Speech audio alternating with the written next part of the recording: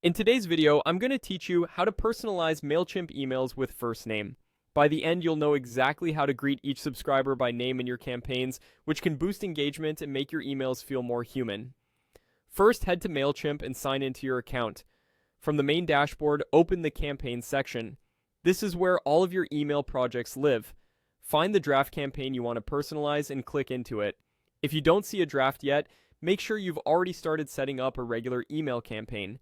Once you're inside the campaign, choose Edit Design to open the email builder. This is where you can change the layout, content, and styling.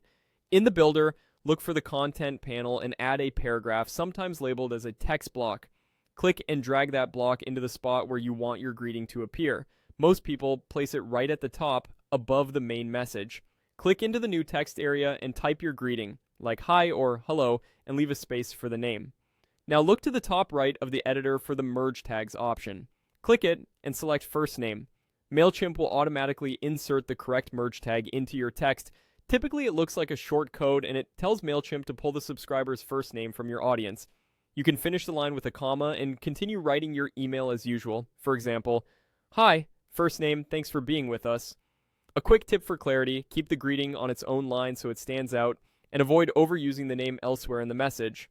One or two mentions feel personal. More than that can seem robotic. You can also use the same first name tag in other parts of the email, like a subheading, but use it thoughtfully.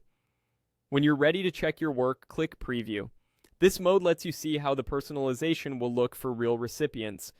If your audience has first names stored, you'll see them appear in place of the merge tag.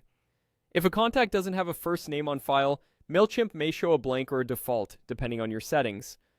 That's normal and a good reminder to keep your list of data clean. When everything looks good, you're done.